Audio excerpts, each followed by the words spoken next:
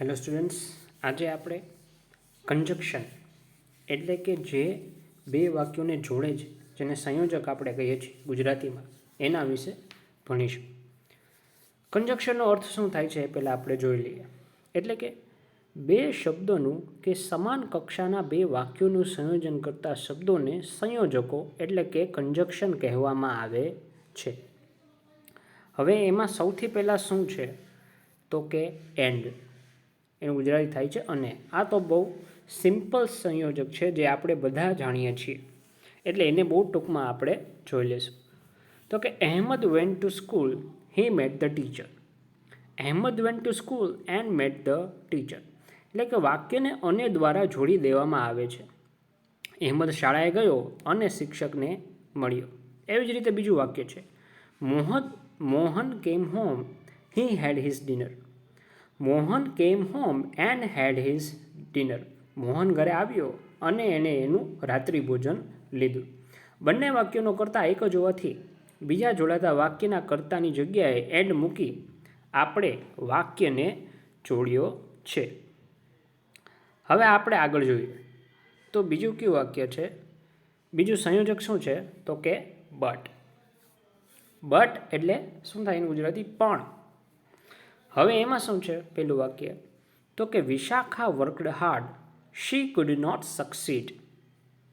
Vishakha worked hard but could not succeed. બરાબર છે?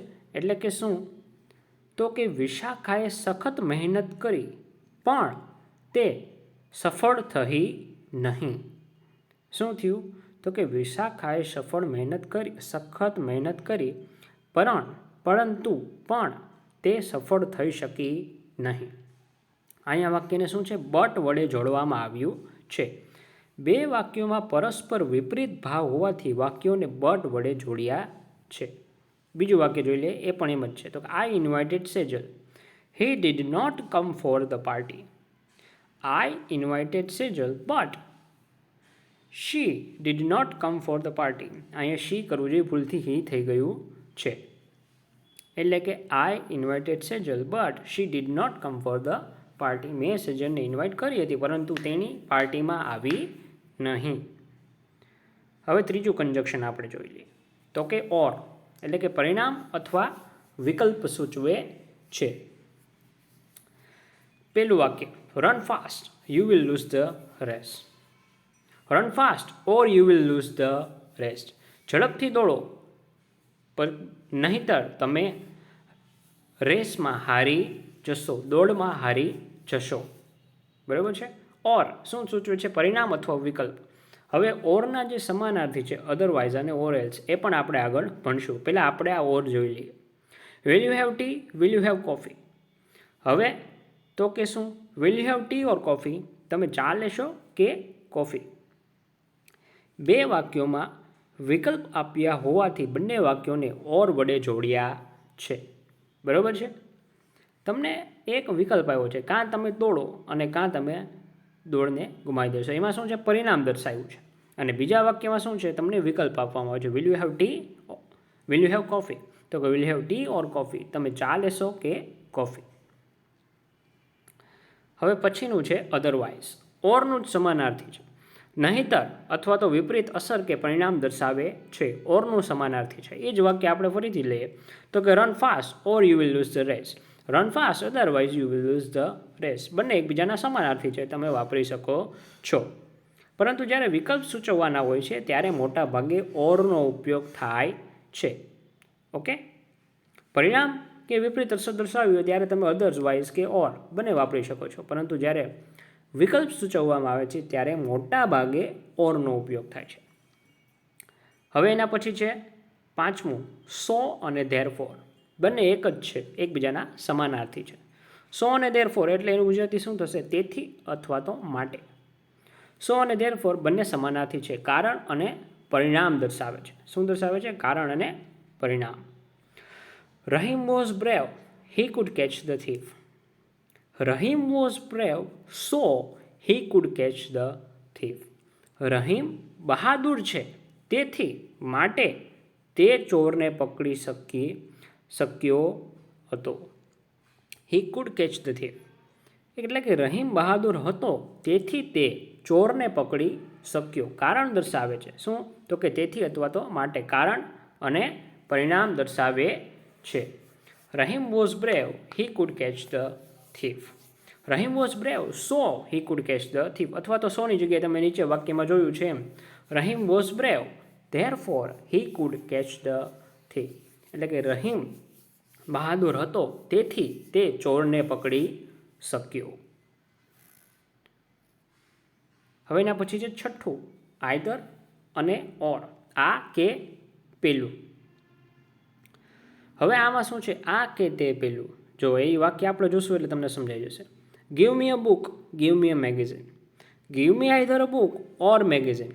આપેલા વિકલ્પોમાંથી કોઈ એક એમ દર્શાવવા આઈધર અને ઓરનો ઉપયોગ થાય છે. બે વિકલ્પો આપેલા હોય છે તેમાંથી તમારે શું છે તો કે કોઈ એક, એટલે કે give me a book, give me a magazine એ વાક્ય છે તો એને શું દર્શાવવાનું છે કે give me either a book or a magazine. કાં તો મને ચોપડી આપો અને કાં સામયિક આપો. બીજું વાક્ય જોઈએ, Aman will drink tea, Aman will drink coffee. તો કે Aman will drink either tea or coffee. Aman કાં તો ચા પીશે કાં કોફી. બરાબર છે. બે એકબીજાના જે સામસામે છે એનું દર્શાવે છે કે આ કાં અને કાં પેલું. રેડી? સાવ સહેલું, આઈધર અને ઓર. અને તેવું જ નાઈધર નોર. તો કે પહેલાં આઈધર ઓરનું બીજું એક વાક્ય જોઈ લઈએ. શું? તો કે I will go either Rajkot or Junagadh. કાં હું રાજકોટ જઈશ અને કાં જુનાગઢ જઈશ. રેડી? સાવ સહેલું છે. હવે પછીનું વાક્ય સંયોજક છે એ શું છે? નાઈધર નોર. નાઈધર નોર એટલે શું? આ પણ નહીં અને પેલું પણ નહીં. એનું વાક્ય શું છે એ જોઈએ આપણે. તો કે આપેલ બાબતોમાંથી એક પણ નહીં એમ દર્શાવવા નાઈધર નોરનો ઉપયોગ થાય છે. હવે એનું વાક્ય શું છે? તો કે Mansi is not clever, Mansi is not hard working. Mansi is neither clever nor hard working. કે માનસી હોશિયાર પણ નથી અને સખત મહેનતુ પણ નથી. આ પણ નથી અને પેલું પણ નથી. એટલે શું? તો કે હોશિયાર પણ નથી અને સખત મહેનતુ પણ નથી. એટલે કે Mansi is neither clever nor hard working. બરાબર છે. બીજું વાક્ય, Ratan can not understand Gujarati, he can not speak Gujarati. Ratan can neither understand nor speak Gujarati. એટલે કે રતન ગુજરાતી સમજી પણ નથી શકતો અને બોલી પણ નથી શકતો. બરાબર છે. ફરીથી સમજાવું તો કે આપેલી બાબતોમાંથી એક પણ નહીં એમ દર્શાવવા નાઈધર નોરનો ઉપયોગ થાય છે. જેમ કે પેલું, Mansi is not clever, Mansi is not hardworking. કે આ પણ નહીં અને પેલું પણ નહીં. તો કે હોશિયાર પણ નથી અને સખત મહેનતુ પણ નથી. એટલે કે Mansi is neither clever nor hardworking. Ratan can neither understand nor speak Gujarati. તમે જુઓ તો કે પહેલાં બે વાક્યમાં નોટનો ઉપયોગ થયેલો છે પરંતુ બીજામાં થયેલો નથી. જેમ કે રતન કેન નોટ, પણ બીજા વાક્યમાં શું છે? તો કે રતન કેન. કારણ કે નાઈધર નોર એ જ નકાર જ સૂચવે છે કે એ કરી શકતો નથી. તો કે Ratan can neither understand nor speak Gujarati. પહેલા વાક્યમાં પણ માનસી ઇઝ નોટ છે પરંતુ તમે જવાબમાં જોશો તો શું છે? તો કે Mansi is neither clever nor hardworking.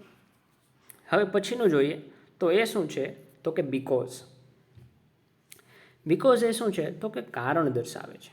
શું દર્શાવે છે? કારણ. સામાન્ય રીતે કોઈ પરિસ્થિતિ શું કામે ઉદ્ભવી તેનું કારણ દર્શાવવા બીકોઝ વપરાય છે. બીકોઝ શું દર્શાવે છે? કારણ. હવે એમાં તમે જુઓ તો કે વાય આર યુ લેટ. તમે શું કામે મોડા પડ્યા? તો કે because I missed the bus. કારણ કે હું બસ ચૂકી ગયો. Father was happy, Amit stood first in the class. Father was happy. પિતા ખુશ હતા બીકોઝ કારણ કે Amit stood first in the class. કારણ કે અમિત ક્લાસમાં પહેલો આવ્યો હતો. Stood first. બરાબર છે. પરીક્ષામાં પહેલો નંબર આવ્યો એટલે એમના પિતા ખુશ હતા. ફરીથી બીકોઝ જોઈ લે તો કે કારણ દર્શાવવા ઉપયોગ થાય છે. શું? તો કે વાય આર યુ લેટ? તમે શું કામે મોડા પડ્યા? Because I missed the bus. કારણ કે હું બસ ચૂકી ગયો. બીજું વાક્ય તો કે father was happy Amit stood first in the class. Father was happy because Amit stood first in the class. પિતા ખુશ હતા કારણ કે અમિત ક્લાસમાં પહેલો નંબર આવ્યો હતો.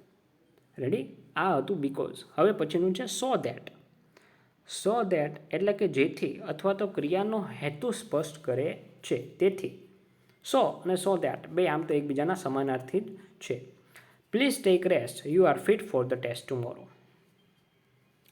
Please take rest so that you are fit for the test tomorrow. એટલે શું? તો કે તમે આજે રેસ્ટ એટલે શું? તો કે આરામ કરો. આજે તમે આરામ કરો જેથી તમે આવતીકાલે ફિટ ટેસ્ટ એટલે કે fit for the test tomorrow, તમે કાલે સાજા રહો, સરખા રહો કાલના ટેસ્ટ માટે, આવતીકાલના ટેસ્ટ માટે. શું દર્શાવે છે? કે જેથી ક્રિયાનો હેતુ સ્પષ્ટ કરે છે. પછીનું છે શું? તો કે Mohan will come early he can get ready in time. Mohan will come early so that he can get ready in time. એટલે કે મોહન જલ્દી આવશે કે જેથી એ તૈયાર થઈ શકે. હી can get ready in time. તે સમયની અંદર તૈયાર થઈ શકે. તો કે મોહન કાલે વહેલો આવશે કે જેથી શું છે? હેતુ સ્પષ્ટ કરે છે. શેનો? વહેલું આવવાનું. શું? તો કે જેથી તે સમયની અંદર તૈયાર થઈ શકે. આ શું હતું? So that. પછીનું સંયોજક શું છે? તો કે ઓર એલ્સ. ઓર એલ્સ મેં તમને આની પહેલાં પણ કીધું કે અધરવાઇઝ અને ઓર આ બંનેનું શું છે? સમાનાર્થી છે. કોઈ બે સંકલિત બનાવમાંથી એકની પસંદગી કરે છે. તો કે pay fine or else go to prison. કાં દંડ ભરો અને કાં જેલની અંદર જાઓ. શું છે? નહીંતર અને એનો અર્થ થાય છે અથવા તો. પે ફાઇન એટલે કે દંડ ભરો, નહીંતર તો જેલમાં જાઓ. પે ફાઇન અથવા તો તમે જેલમાં જાઓ. Reach on time or else miss your dinner. સમયસર પહોંચજો નહીંતર તમે તમારું રાત્રિ ભોજન ચૂકાઈ જશે. બરાબર છે? Reach on time or else miss your dinner. પછીનું સંયોજક તો કે ધો એન્ડ ઓલ્ધો. એટલે કે જો કે અને છતાં પણ. આ બંને શબ્દો છે વિરોધ દર્શક છે. શું દર્શાવે છે? વિરોધ દર્શાવે છે. એટલે કે બટની જેમ. બરાબર છે? બટ શું દર્શાવતું હતું? એ પણ એકબીજાના એ શું દર્શાવતા? વિરોધ દર્શાવતા હતા. ધો he is poor he failed.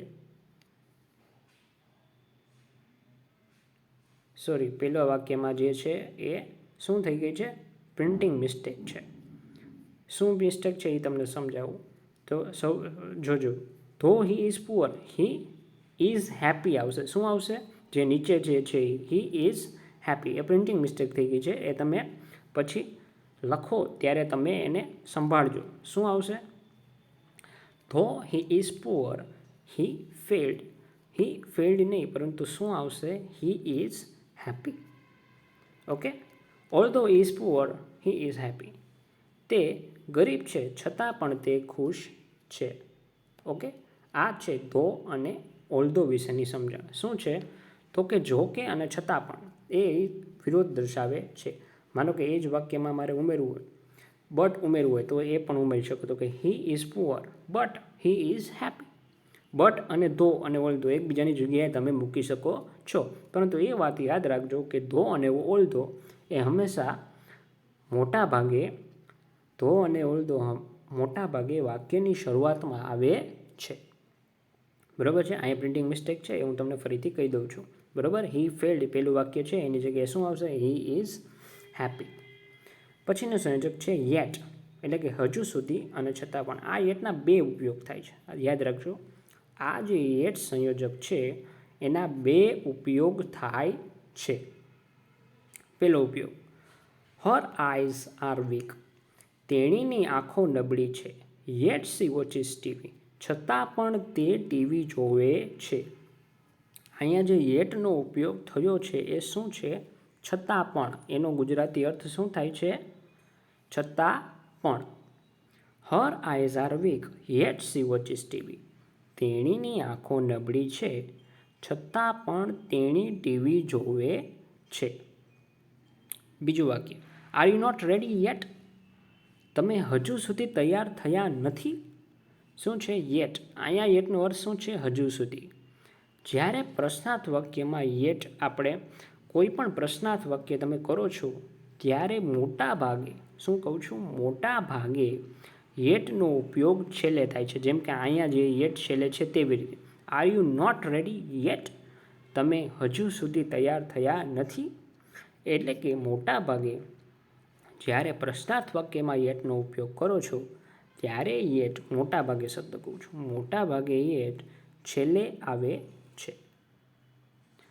તો આ હતા આજના સંયોજકો એટલે કે ધ કન્જક્શન વિશેની માહિતી.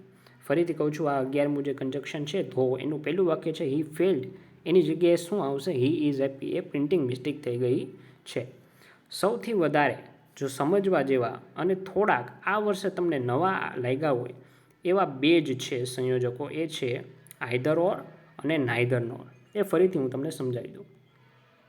તો કે આઈધર ઓર, આ અથવા પેલું. Give me either a book or a magazine.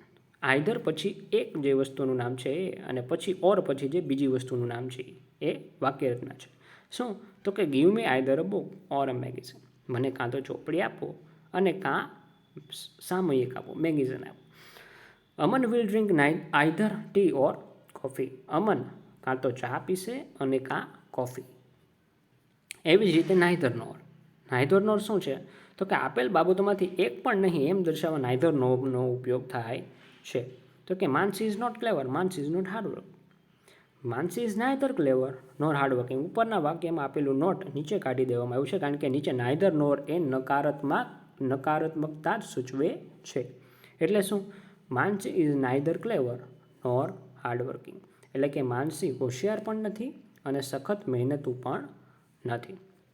બીજું વાક્ય, તો કે Ratan can not understand Gujarati, he can not speak Gujarati. Ratan can neither understand nor speak Gujarati. એટલે કે રતન ગુજરાતી સમજી પણ નથી શકતો અને બોલી પણ નથી શકતો. બેમાંથી એક પણ વસ્તુ નથી કરી શકતા. ત્યારે શું? નાઈધર નોરનો ઉપયોગ થાય છે. આ હતા કન્જક્શન્સ એટલે કે ગુજરાતીમાં જેને સંયોજક કહે છે તે. Okay, thank you.